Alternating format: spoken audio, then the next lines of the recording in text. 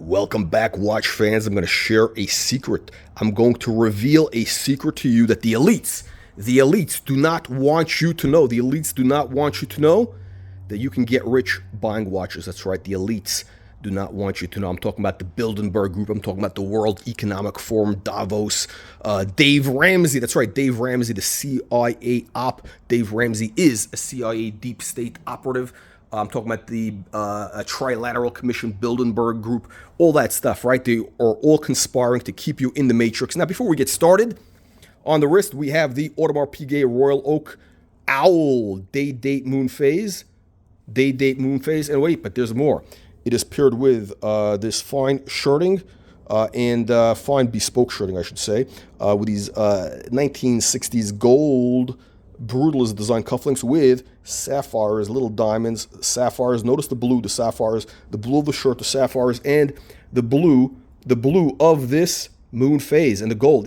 Listen, I'm a professional. Do not try this at home. Do not try this at home. Look, I'm a professional aristocrat. Now, look, here's the truth. Dave Ramsey does not want you to know that you can get rich buying watches. I bought this watch for $7,000 a couple years back. The prices went to $30,000. Now they've pulled back to $20,000. I believe the prices are actually probably going to go to $50,000, but it's going to take a little while. And again, more on that later. I'm going to be doing a series of videos of how you, that's right, you, a peasant like you, like this peasant over here, can get rich buying watches. That's right, this peasant.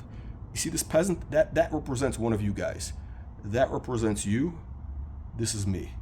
Aristocracy, peasantry. Now, by the way, why do I have this here? I got a little tableau here. This is part of the Colonel's collection of art, of the Colonel's Art Museum, where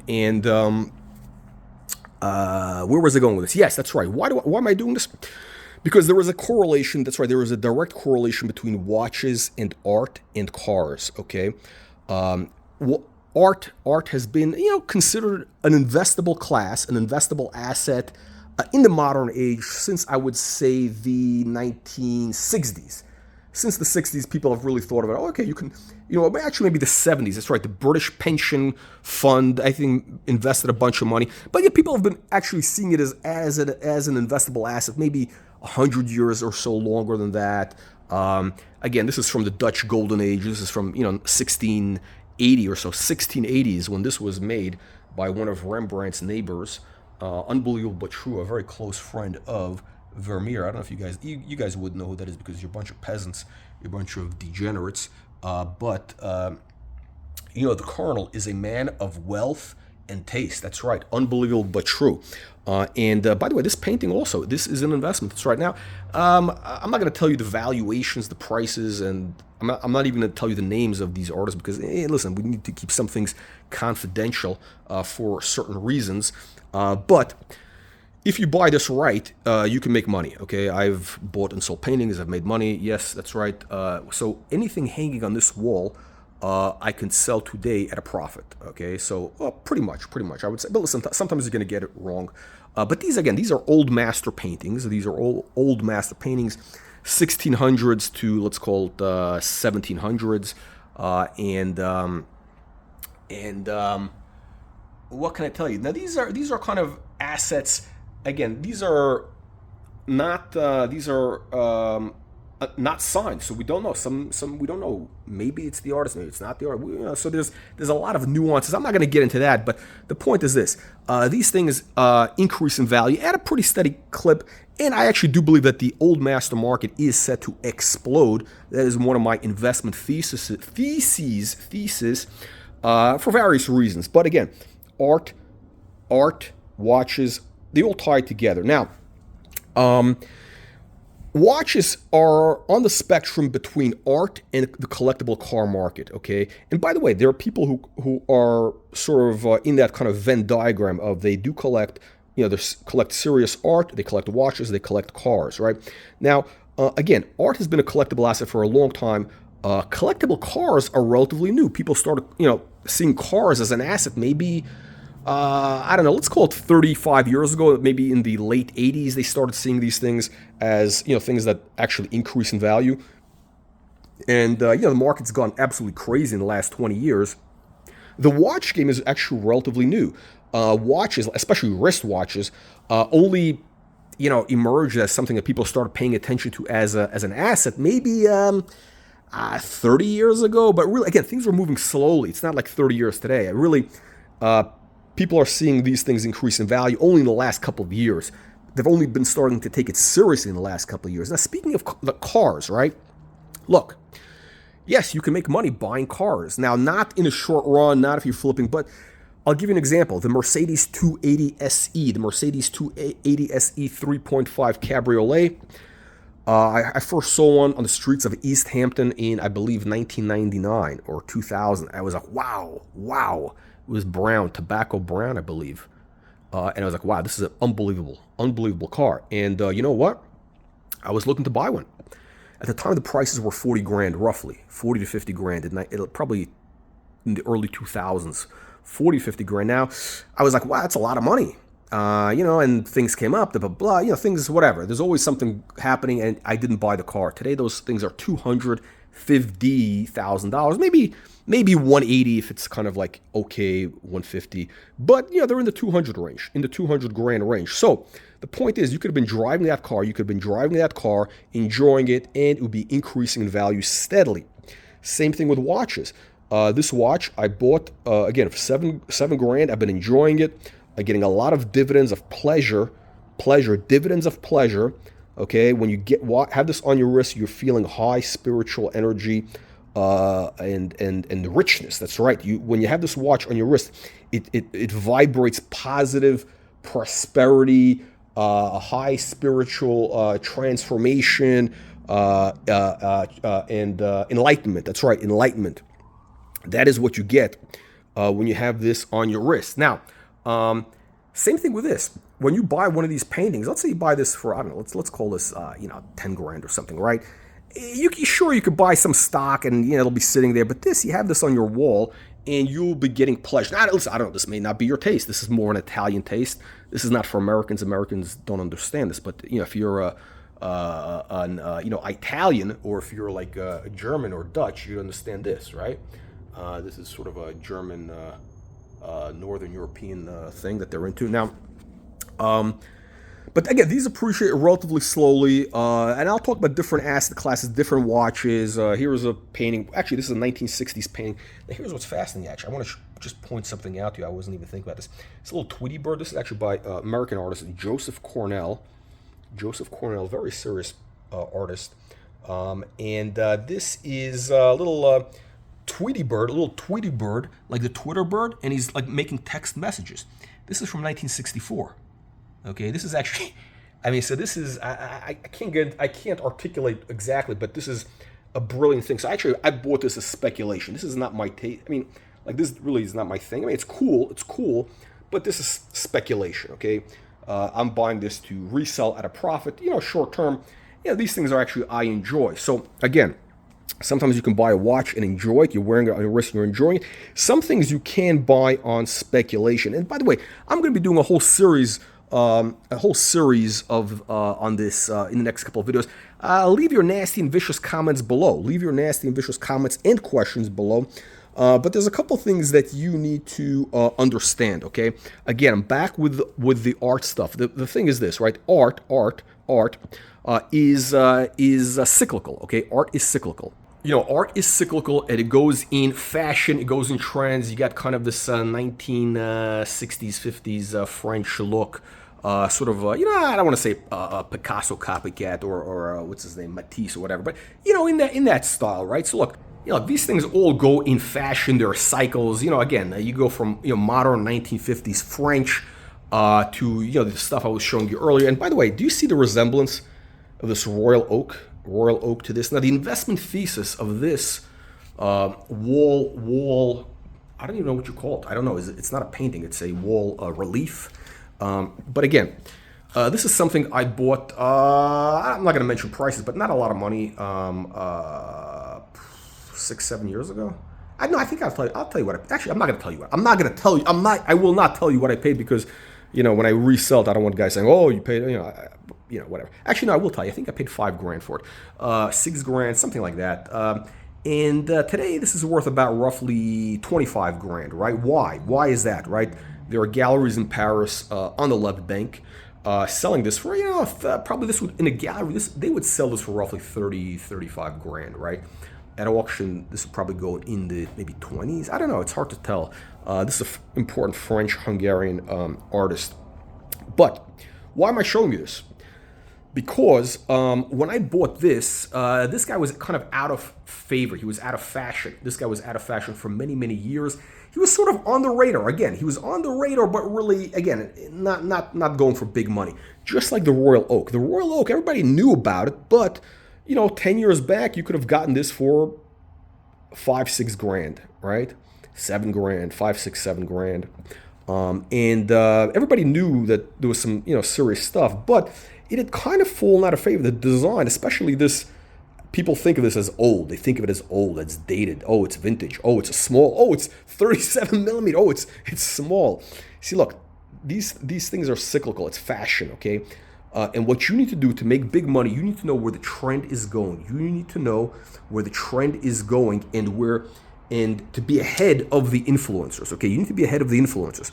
So I'm saying there's galleries, there's a couple of, you know, very serious galleries in Paris that are pushing this guy hard. They're starting to push this guy hard. But again, art is something that takes very long. It takes like 20 years for the cycle to build. But same thing with watches. You want to get into these watches. You want to get into these watches before the influencers. That's right, before the influencers start pumping these things up. Now, in the last couple of years, we've seen that, you know, as soon as you know, a watch all of a sudden gets talked about, like, it may be very good, it may be very interesting, but as soon as, you know, some tomato can on Hodinkee, on some grifter channel like Hodinkee starts talking about it, like that John Mayer Green Dial Daytona, then the prices go through the roof, right? Why? Because, yes, these things are mass produced, but they're not that many of them. They're really not. There's not that many. I don't know. There's 500 of these, whatever. I don't know. How many are there that were made? 1,000? How many of them are actually still around? How many of them are in collections?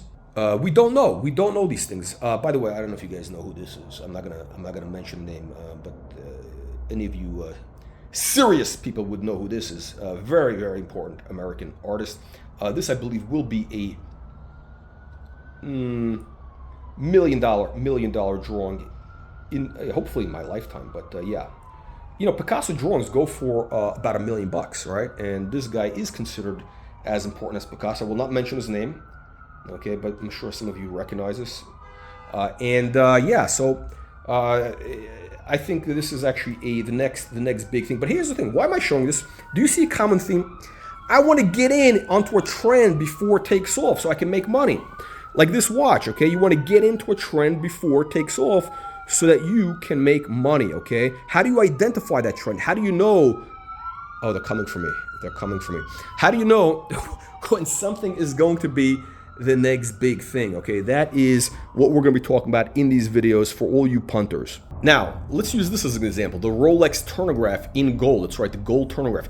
This, as an investable asset, this is right now worth about 9, 10 grand, right? I believe if you had to compare it to art, this is somewhere in between this, you know, sort of modern, you know, 50s, you know, increasing at a pretty good clip, and this guy over here, which is, you know, old master painting increasing at a nice, slow, steady clip, right? The point is, you want to get one of these things, sit on it, because it's going to increase above the rate of inflation. Again, my opinion, not financial advice. Why is this going to increase above the rate of inflation? Well, a couple of reasons. One is labor costs keep going up, so watch prices are always increasing. The Rolex name brand keeps increasing in value. I mean, these guys are absolute geniuses. But here's the thing: there's a fly in the ointment. There's a fly in the ointment. The problem is, again, watches and art are fashion. Okay, this artist, he was big in the 80s. He hung alongside Basquiat, Keith Haring, actually closer to Keith Haring. Yeah, this was probably, you know, 10 grand in the early 80s, just like those guys were. And then The prices collapsed. The prices collapsed, and he fell out of favor. You could pick this guy up for less than the cost, well, about the cost of one of these straps. And, the price will bounce back, but for various reasons, this guy will never be big. He will never be big. But you could make roughly 10 times your money or something if you buy it right. Now here's the thing with these Rolex. Here's the fly in the ointment. Where am I going with this? You're at the mercy of the brand, and fashion. What do I mean by the brand? Okay, you need the brand to keep promoting. You need the brand to be relevant. If Rolex was not relevant, if they were not promoting it as well as they are, if they weren't like masters of marketing like they are, if they were sort of like the JLC, you'd be in trouble, okay? Because the only thing that's really keeping Rolex afloat is the brand marketing. Same thing with art, okay? You need to have, when it comes to contemporary art, you need to have a very strong gallery who is pushing and promoting that art. It's sort of like Gagosian gallery today with some artists, because by itself this thing is worth nothing. It's absolute, it's just a used piece of canvas, okay? But when you have a gallery behind it promoting it and explain to you, the importance of the artist in a historical context, and all the other tomato can stuff that we can get into, that is what supports the market. And of course, these guys buy it up at auction. They support the auction prices just so that they can create the impression that there is a real market. And Rolex does that also. Rolex bids at auction for a lot of their watches in the secondary market. They support the secondary market, just like the Federal Reserve goes into, do that. What is that operation they call it when they support the S&P 500 or whatever? If there's a market crash, the plunge protection team. Look, these markets are all rigged and manipulated. With Rolex, though, the only two things you need to watch out for is the brand. Will the brand, lose, if they go out of favor? Then, again, it's sort of like if a gallery becomes irrelevant, that might not be good for the contemporary artists. And also the fashion. Because, again, it's all fashion, right? It's all fashion at the end of the day. Taste do change. When I say you can make big money buying art, I'll be very serious. Let me be very serious for a second. I don't know where things are going to be 10 years' time. We really don't, because things can change dramatically in today's world. I can only look 5 years out on the horizon where watches could be, okay? We don't know. Maybe people are going to stop wearing watches in 20 years. I have no idea. But within 5 years, I do know that stuff like this is going to keep ticking up. Now, how do you make the big money buying watches, investing in watches? What do you look for? Those are topics I'm going to be talking about in future videos.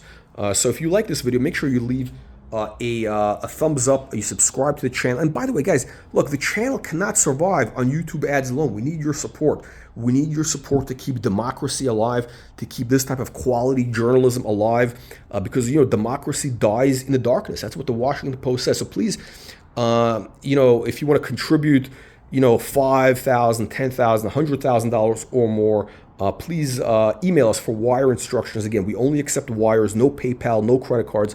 And again, we don't need these super chats or clicking on. No, we need the big money. We need the big money to keep the channel going. So guys, please donate, and please, feel free to make a bequest. If you want to, put us in your will, so that we can continue the work we are doing. And by the way, any contribution you make is 100% not tax deductible. And you should know that all your contributions, your offerings, will be going towards a good cause, which is watches, Rolls Royces, sushi, prostitutes, and private jet flights. Thank you, and I'll see you in the next video.